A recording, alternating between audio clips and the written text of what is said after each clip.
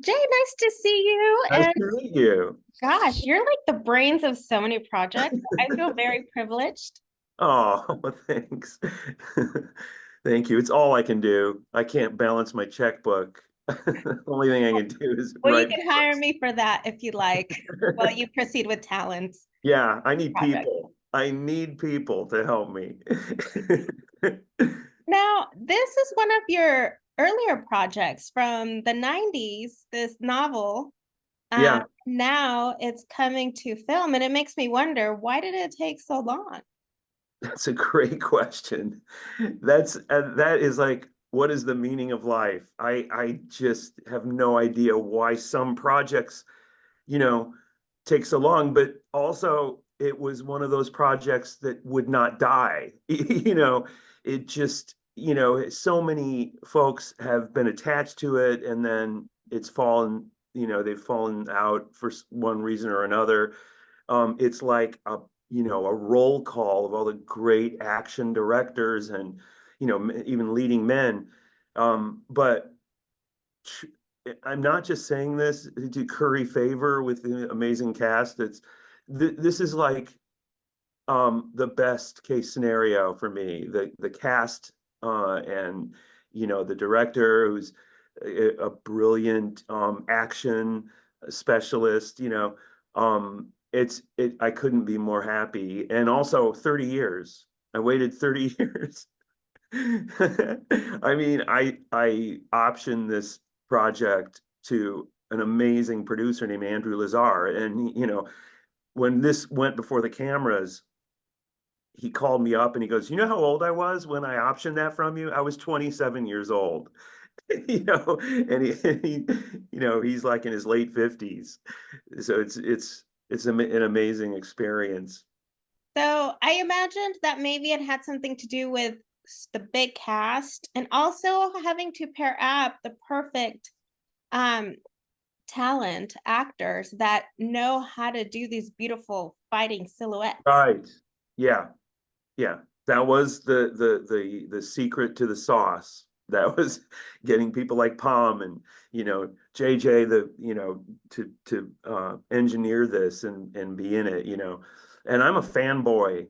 That's how I you know do my work. I mean I just am I'm a fan of. I'm mostly known in the horror community. This was my third book in 1994. I wrote it, and um, it was it was an experiment because I wrote two horror novels, and kind of that's how I established myself as an author, and they did really well for me, and also I've worked for The Walking Dead. I've worked on the Walking Dead books over the years. I'm kind of known in that space, but I love action, and my most of my books are like horror slash action. So in 1994, my next book, I'm writing a pure action book. I'm going to see if I can do it. Also literary action is very different than cinematic action. There's no real trick to it, but it takes a lot of thought and craft to write car chases on the page. It's just people are so used to these tropes in cinema.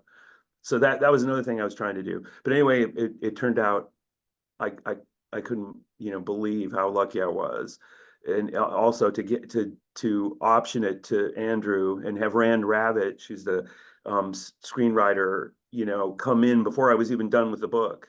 I sold it on a proposal, which is really rare, for fiction. Um, but yeah, it had this twist. It had this twist to it that this guy at the beginning of the story thinks that he's terminally ill. This world renowned assassin, and he's like, well, I'm gonna go out like a good soldier. I'm not gonna waste away. I'm not gonna get a bone marrow transplant. I'm just gonna you know have the first person that kills me, I'll pay him off and I'll be dead. And and then he finds out it's a false diagnosis. That's all I had. Basically, it was that pitch that it was a false diagnosis and he can't call the hit off. Now the world's greatest assassins are coming after him. Tune in next week.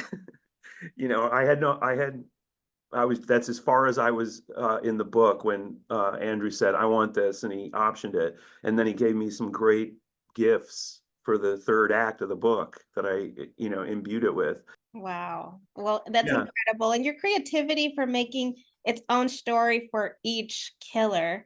And what in particular I want to ask you about is Botas, because I feel like he lives the second love story in the film. Right. Very good. That's so cool. I I love totally it. agree with that. I totally agree with that.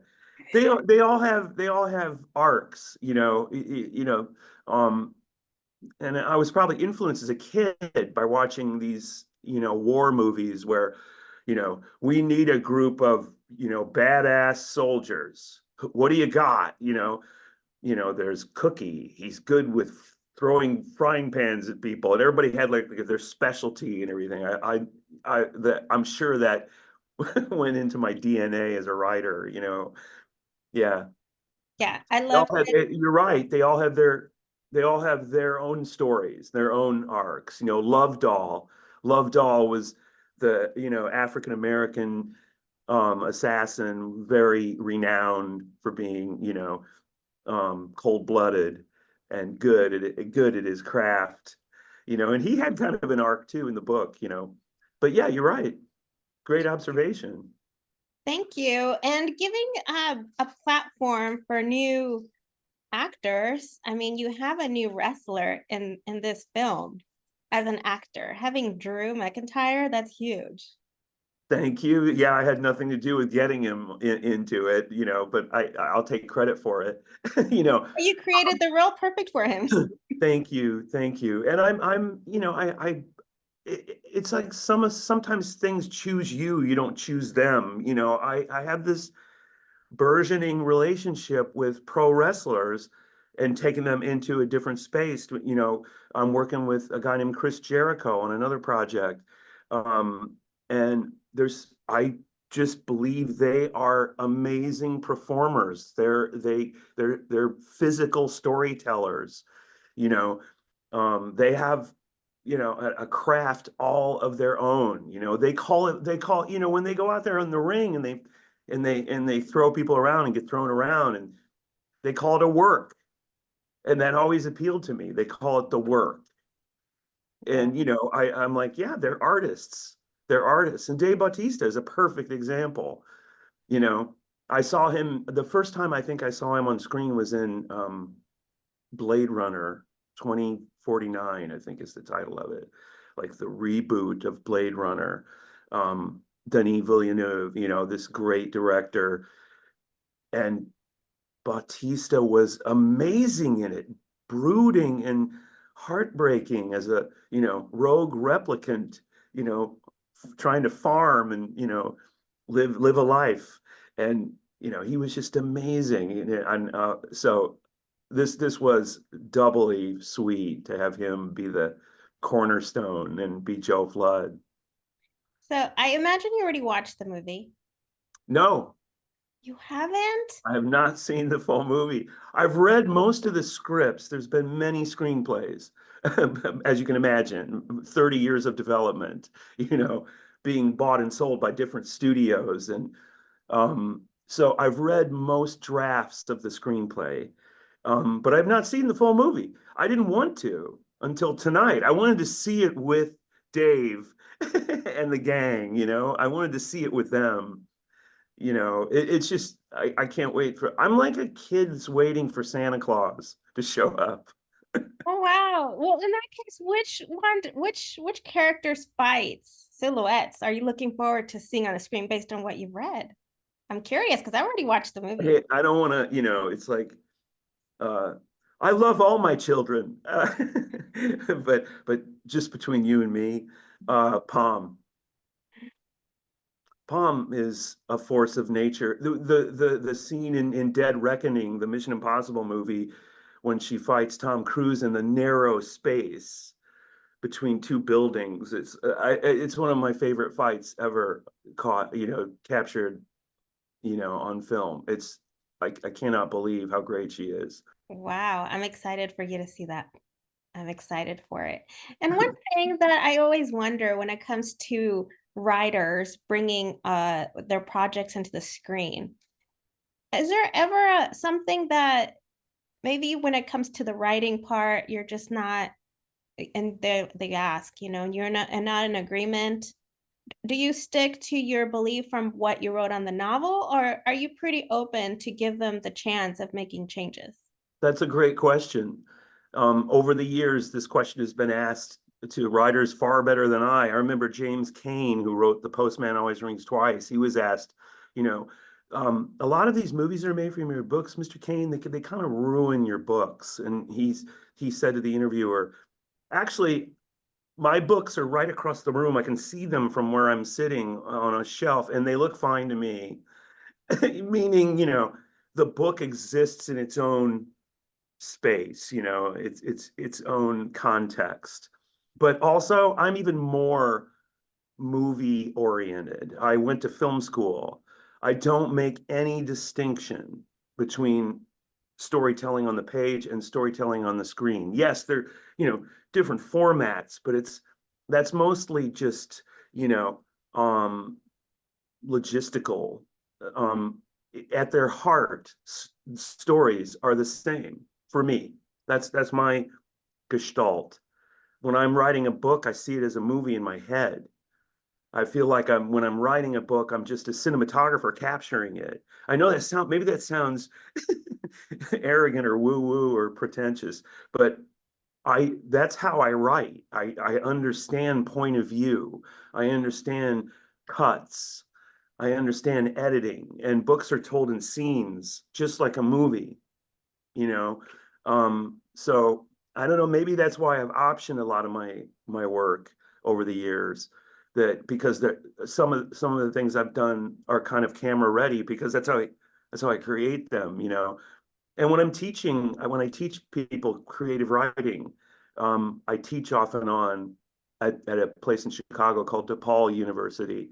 And I tell them that at the beginning of the class. I don't see any distinction between screenwriting and prose writing, and I write both. I teach both.